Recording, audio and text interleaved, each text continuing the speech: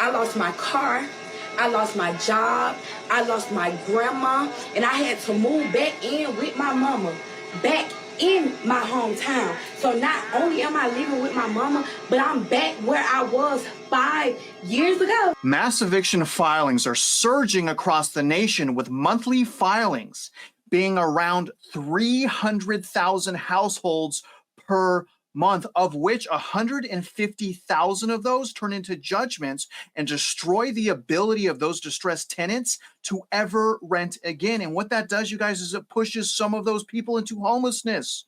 This surge of evictions is devastating all Americans, but especially those Americans who are senior citizens and single parents. You guys, they take the biggest hit. Now, all of that money that was printed to help offset the price hikes from this rent is gone, and what's left is the sky-high rent payments, which unfortunately drastically exceeds our income growth. All of these Americans that are suffering to keep up with their bills has now drastically impacted commercial multifamily investors, as the eviction rate in some of these massive buildings is over 50%. So if you're someone who is struggling with rent, the question is what can you do to avoid eviction and get back on track to the road of living a comfortable life? And today, we're going to discuss all of those things, as well as listen to a few videos of what exactly is happening on the ground. You guys, boots on the ground intel. But before we go into all of that, welcome back to Real Estate Mindset. This video is going to be absolutely bonkers. Mitch Vexler, how are you, sir? I'm fine. This topic is very deep. This topic is rather hard to fathom.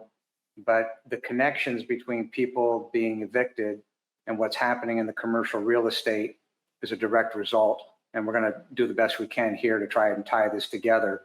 But the wall of debt on the commercial real estate side, which may take down the banks, which is part of the eviction process, is allegedly around $1.5 trillion in 2025. That means this year. So there's problems up and down the chain. Let's jump into some of those stats. The first thing I want to do is start with a quick abstract on what's going on with evictions.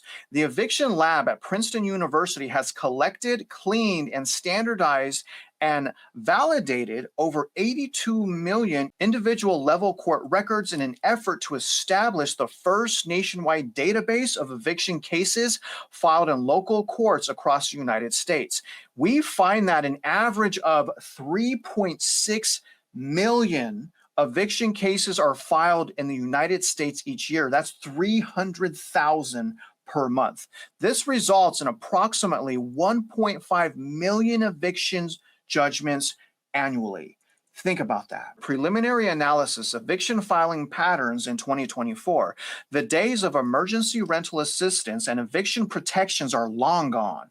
These programs got the United States to historically low levels of housing displacement during the COVID-19 pandemic. Now, our data shows that landlords are filing evictions at nearly the same levels as before 2020. In some concerning cases like Phoenix, Las Vegas, and my hometown of Houston, landlords are evicting many more tenants than ever before. Landlords filed just over 1 million eviction cases in 2024 in the jurisdictions that they track. So those are just the ones they track. Overall, it's 3.6. They're saying that's a small drop compared to 2023 and roughly 7% fewer cases filed than the typical pre-pandemic year. So it sounds like, oh, then maybe they're not skyrocketing, right? Wrong, because of this. However, it's noticeable that the reduction in eviction filings is driven by just one site. Somehow, New York City. If we remove New York City, the city with the largest rental population in the country, eviction filings were 3% above historical averages. Here's the chart right here for 2020, 2021, 2022. So you guys can obviously see that going up, but this dotted line is historic average. When I exclude New York, look at what happens. We've been over historical average since about 2023, and this is really wearing down on not only the investors and landlords, but obviously the more important people, the actual American renters. Of the 35 cities in the ETS, which is what they track, 19 of them had a higher eviction filing rate in 2024 than was typical before the pandemic. Many of the largest increases we saw last year occurred in fast-growing areas, particularly in the Sun Belt. In Phoenix, Arizona, landlords filed a record-breaking, just one city, guys, 86,946 evictions in 2024, one every 6 minutes, for an eviction filing rate of 14.3%. So one person evicted for every 6 minutes in Phoenix, Arizona. These differences that we see across states and cities also happen within metropolitan areas. As we've demonstrated in previous research, eviction cases are often concentrated in a relatively small number of buildings. What? In 15 of the ETS cities we track, which buildings are responsible for the largest number of eviction cases, these eviction hotspots are critical to target if city and state governments want to comfort the local eviction crisis. In Figure 3, we plot the share of eviction cases in 2024 that originated from the top 100 filers in each of these cities. So the share of eviction filings in the top 100 buildings, look at this, guys. Look at this. Greensville right here, 58.2%, or 2,300 filings. The amount of eviction in the buildings, absolutely insane. The top 100 buildings accounted for 51.6% in Albuquerque. Number 3 is South Bend at 50.7%. Number 4 right here is Memphis at 38.1%. Jacksonville at 34%. I mean, this is absolutely crazy. Houston's down over here. Look at that. Only 15.5% for Houston. For renters in Phoenix, Las Vegas, and my hometown of Houston, housing is less stable now than it was before the pandemic. But I'm just going to go out on a limb here and say every metro area is less stable than before the pandemic. Mitch, you have a ton of experience in dealing with commercial multifamily. You know the investors. People reach out to you for help and analysis all the time when it comes to commercial multifamily. Can you tell us, Mitch, based on what you're seeing behind the scenes, are multifamily commercial investors panicking right now? Yes, they don't have any choice in the matter because they screwed up by overpaying. So they bought properties on low cap rates, and that in reality has squeezed the tenants. And as you were going through that chart, I was typing something over here, and what I typed was evictions at $1.5 million annually. The greater the US national debt, the greater the evictions, as incomes do not keep up with inflation, which is as a result of the Federal Reserve printing money to pay the interest on the fraud of the principal for pet projects. The mirror of that exact same situation is the central appraisal districts, which are owned by the school districts. Central appraisal districts overvalue and overtax in order to hand that money to the school districts. The school districts then lever it up 20-1 and expect you on an implicit guarantee to pay for their fraud. The investors overpaid with low cap rates, squeezing the rents. So if you're a multifamily tenant and you live in a property where the investor bought it on a 5 cap or a 4 cap, you're getting hit in all directions. You're getting hit on the real estate taxes, although you don't know it, but that's a reality because part of your rent goes to the real estate taxes, and you're getting hit on the inflation. It's the combination that is causing those evictions to go up at a pace that's never been seen before. Mitch, do you think that all of that uncertainty and all of that turmoil on the investor side, do you think all of that will eventually lead to lowered rents for Americans? It's going to lead to a collapse. You can't have this amount of debt coming up. Think of it this way. If you're a lender at a bank, even though you are the bank and you probably created part of the fraud, but let's just say that you've got $100 million worth of commercial real estate on your books. And that out of $100 million, let's say 80 million is coming due this year. Well, if that 80 million is represented by multifamily on a 5 cap, would you, the bank, make a loan based on what that idiot paid on a 5 cap? You would be crazy, right? Because even if you said the equity was in the property, there's not enough equity in the property. That's the problem. The equity isn't there. The debt is too great. The interest rate on the debt, compound cumulative, and the amortization schedule, they're not paying it down either. They're just trying to roll it up. So these commercial borrowers show up and say, bank, loan me X dollars pari passu, which is even with what I've got. Well, no, that isn't going to happen. It would be stupid. So the rent, mom and pop are going to get squeezed in every direction, but so are the banks, and so are the people that invested in these properties. So it's going to blow to shreds because they refuse to deal with the problem in the room. That is the debt. Yeah. Everything we're talking about, these evictions are 100% correlated to the debt. Mitch, but within that collapse, right? Because what's on everyone's mind is, am I going to be able to pay cheaper rent 2 years from now? So obviously, if there's a collapse and some of these landlords, there would be happy taking a little bit of money versus no money. Maybe they'll let people go month to month just so they can pull in some money, especially if they get foreclosed on. All of that turmoil, all of that collapsing, all of the bad investing, the tight cap rates, is that going to lead, to a significant, not just a little bit, but a significant life-changing drop in rent? More than likely, yes. More than likely 25% of these larger multifamily properties, depending on where you are, of course, and I'm referring to areas where there's been a lot of construction. Yes. You can bet 20 to 25% of those are going back to the banks because the rents aren't sustainable under any circumstance. There was a property that came through last week in North Carolina. That's the first property in 90 days. And I get 60 to 70 properties a day rolling through here. That's the first one in roughly 90 days that actually made some sense. But the rent was $1.27. They're trying to sell, which is extremely reasonable. And it's a nice property, well built, good floor plans. Problem is, they've got it on the market at a 5 cap. So it doesn't work on the cap rate basis, but at least if somebody was to buy it and say, okay, fine, maybe I can get it on a 7 or 8 cap, not so bad, built in 1992, nice property. Well, okay, fine, we'll wrestle with it. But when you have that as a comparison against new multifamily, let's call it downtown Dallas 4-story with parking garage at $3.25 a foot, apples to apples, that's $1,300 versus $3,200. Like, what in the world are these investors thinking? I mean, the bottom line is they're building properties today, sub 5 cap on real numbers. They're not going to see the rents. They're literally building with 70% credit risk. They're going to get blown out. And unfortunately, those tenants who are there will be good tenants that are going to be forced to move. Yeah. And part of the problem with what you were saying, Travis, is can they kind of cut a deal? Well, some of these borrowers, the investors, have signed not just a corporate guarantee, most of them, but they have hurdles that they must adhere to. Well, if one of those hurdles in their loan says you can't go below X dollars in rent, it's a nightmare.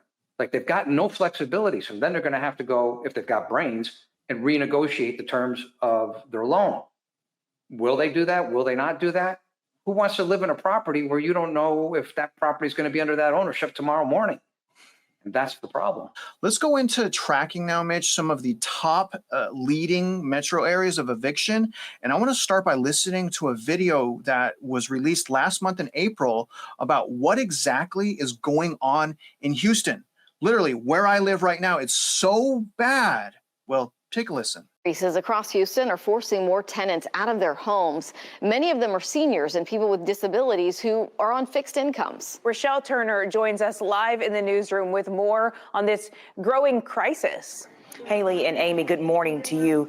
Last month alone, Houston landlords filed 3 times as many evictions as those in New York City. So we know how big New York City is. Despite New York's population being 3 times larger, some of those evicted have nowhere to go, pushing them to live on the streets. So we visited a shelter yesterday in Cleveland where evicted tenants say they simply can't keep up with the rising rent. Many of the people at the shelter have disabilities, mobility issues, or pets, making it harder to find shelter elsewhere. And now with an eviction on their record, finding permanent housing is even more difficult. Our Joy Addison spoke to 2 people who are on a fixed income who were recently evicted. Any place I went to we could afford, they wanted $900.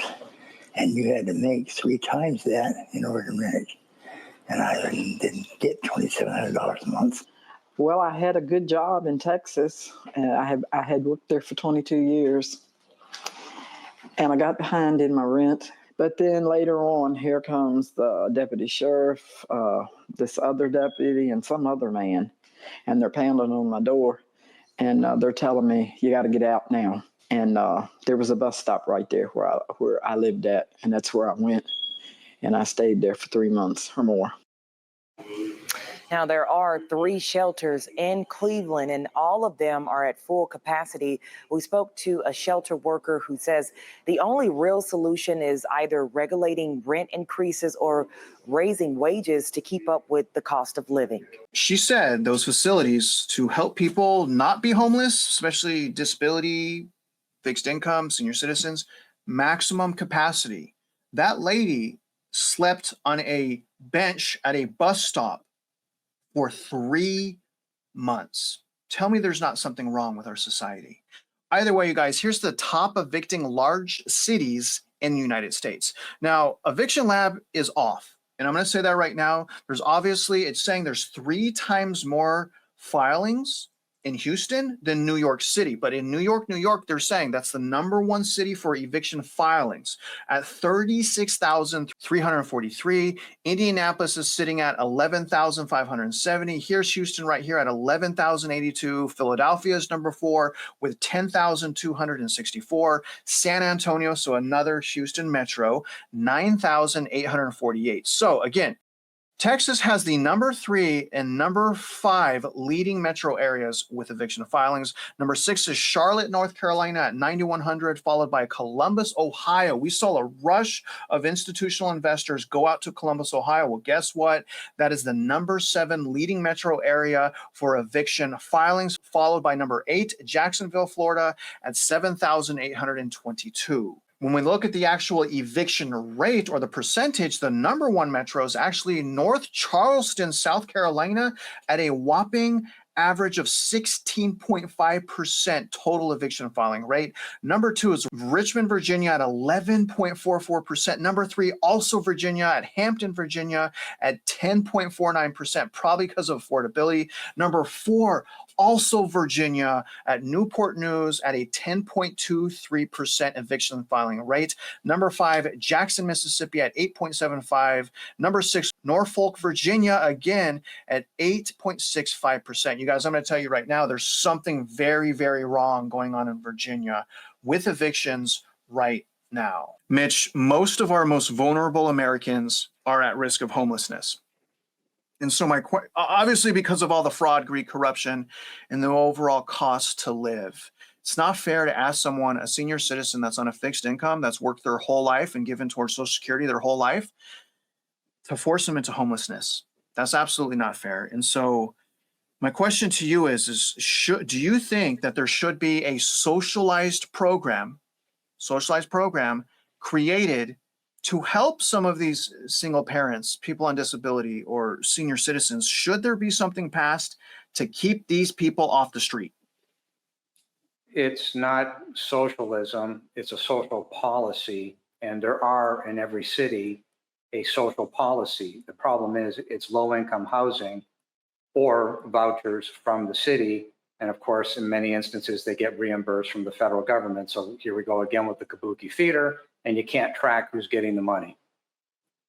However, the policies do exist. The low-income housing does exist, but just like the shelters, many of them are completely at full capacity.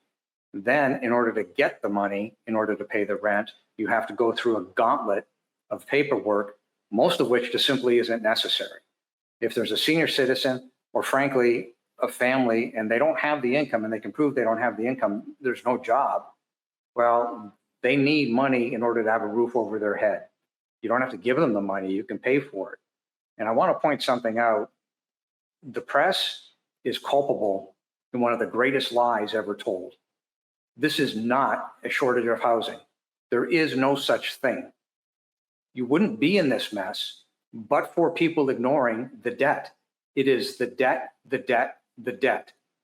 And until the press starts pounding the table and hitting these politicians over the head with these type of problems that we're going through in this video right now, things aren't going to change. They're going to get much worse because many of these landlords are going to be forced to hand these properties back to the banks. These banks aren't capable of operating these assets, not by a long shot. I was there in 2007, 2008, 2009.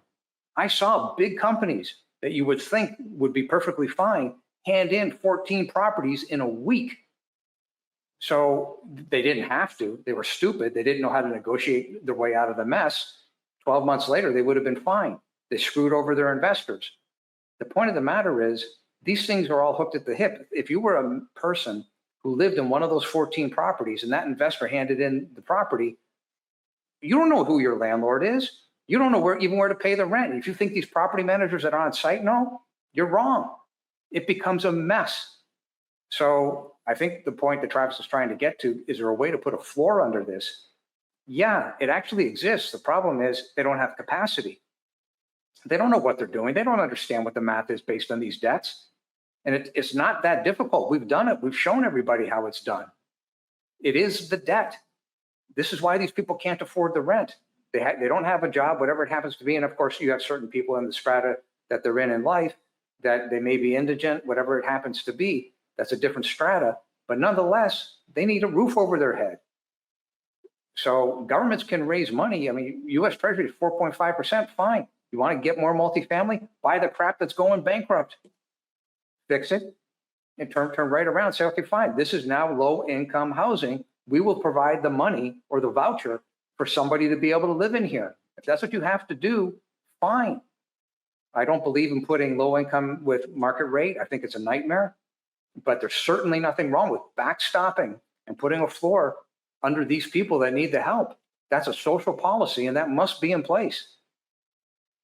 Right. And hopefully by that time that something like that is ever created. And I know this sounds naive of me, but hopefully by that time, the root of the problem is pulled, which is the greed, corruption, and fraud. Because if there's still greed, corruption, and fraud, those people aren't going to get help. Even if they print $1 trillion, there's someone going to take it in the middle. A whole bunch of people are going to take that money and they're going to spend it on whatever they want to continue to make you and I poor. Which brings me to our last segment. Did you want to say something real quick, Mitch? It's funny that you mentioned $1 trillion. We ran some math a couple of days ago, 10 trillion. And if the Federal Reserve prints 10 trillion, just for the sake of conversation, you have the Weimar Republic. That is what will happen. Things will hyperinflate because the inflation will jump out of sight. So it doesn't help the person who needs housing at all. It hurts them even further. And that's part of all this problem. When you create inflation and your incomes cannot keep up, and that means when you go to the store to buy your groceries are now up another 35 or 50% of money you didn't have in the first place. Yeah. Compound, cumulative, straight into hell. That's the problem with printing money. So if it's $1 trillion, can they kick the can down the road? Yeah, except that they're incapable of printing $1 trillion. They won't do it. They're going to come out and say, well, we need 5 trillion or we got to cover this off. I mean, they're going to keep printing until this thing blows. It's almost to the point where they wish it would blow up because they're doing everything in their power to make it blow up. Yeah, well, it's already blown up for some people, and we're going to go into that segment. And I want you guys to listen. We're going to listen to two people that are struggling right now. And I want you guys to pay attention to mental health and their attitudes, because we're sitting here, we're talking about money, we're talking about collapses, we're talking about programs and vouchers. But look at what these people are going through mentally. So I'm currently not working, and I've been looking for jobs, and I'm not used to working. And I have been getting behind on bills. And it has really been affecting my mental health.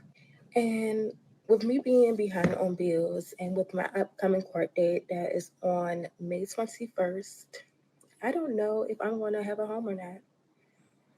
I am facing eviction. I don't have anyone that I can rely on. I don't have my mom. My mom passed away in 2018. And my dad passed away when I was a little girl in probably elementary school. And I have no siblings. And I do have, cousins and stuff like that, aunts. But everyone kind of has their own family, has their own thing going on. And, in today's economy, People just don't have it or have the space. My paycheck was short $300. I can't pay my rent on time. My car insurance is past due. It's like over $300. My energy bill is past due, and I've been paying little bits, and that's over $900. One of my senior technicians quit.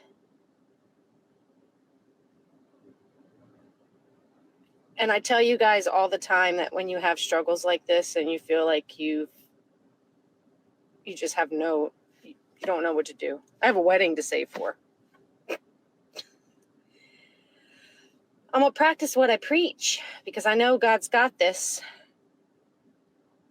For any of you guys in the same boat, let's pray together. Personally, I believe in the power of prayer. What I don't believe in is having to sacrifice getting married just to keep up with your rent payment. I don't think that's right.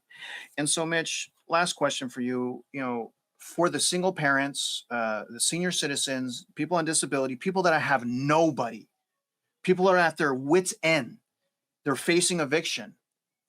What can those people do, Mitch? People that have nothing, millions of people. What can they do right now to avoid eviction? On my website, mockingbirdproperties.com/DCAD is a PDF called Home Affordability. We produced that PDF several months ago, and in it, it shows the math. Again, why can 23,000 employees at the Federal Reserve not get this through their thick skull? 37% of the households are going to go bankrupt and or lose the roof over their head. Now that's a percentage number. Let's put some real math to it. Here in Texas, give or take, that's a little over 4 million homeowners, okay? Across the United States, it's over 42 million property owners, renters, call it whatever you want. Do you understand how many people that is? How many lives that is? And to Travis's point, when you have that amount of people, it doesn't matter whether it's one person that's going to lose the roof over their head or 4.2 million. It's a horrific event either way. There is no floor under it. So then the question is, do they have family that they can move in with? Now, remember what I said before, the landlords themselves are going to be in harm's way. So perhaps, just perhaps, you might want to sit down with the landlord. Now they're going to say, well, we got a property manager. If you've been current and you've done everything by the book and all of a sudden you're in a predicament, it's best to have that conversation, get a letter to the landlord that says, here's my current predicament. I can pay X dollars per month. If you're a landlord, best to take some money versus no money, because if the unit is emptied, given the amount of units that are under construction now and coming to the market where they're offering concessions, if the landlord had a brain cell, they'd say, okay, fine, let's cut a deal temporarily. And that is one method of something that can be done. Another method to be done simultaneously is the municipalities have the voucher system that they can use. They have low-income housing that they can use. If you're a senior, you may qualify, depending whether you're a vet, et cetera, you may qualify to get rent in one of their programs for free, get housing for free. So it depends where you are. Texas has that type of program. It's extremely difficult because the waiting list is long. And like I said, it's a gauntlet of paperwork that takes time, but it is there. You're going to have to be proactive in order to maintain a roof over your head. You can't just sit there and say, woe is me. That isn't going to work. So everybody's circumstance is different. Everybody's income, their strata is different. Their cash flow is different. But there are things that can be done and must be done. Ideally, if you've got family, reach out to family and spread the load. You need the help, spread the load. It's sad because we're asking retired people that are sitting back probably for the first time in their lives to get back up and go to work, or they're going to get held at gunpoint and kicked out of their house. Well, because that's exactly we're back to Bob in Ohio, right? This is the exact same problem. An 84-year-old vet who can't afford the real estate tax, who owns his house, He bought it for 24 grand. He owns the house. He can't afford to live there due to the real estate tax. It's the exact same thing. Give us our money or you're out on the street. That is unconscionable. It is illegal as can be. I mean, that's why we filed these lawsuits. Mitch, it's, I know the problem's not going away. And that type of behavior where investors, through the help of enforcement, they're breaking into people's houses. Once their houses, and they're kicking them on the street.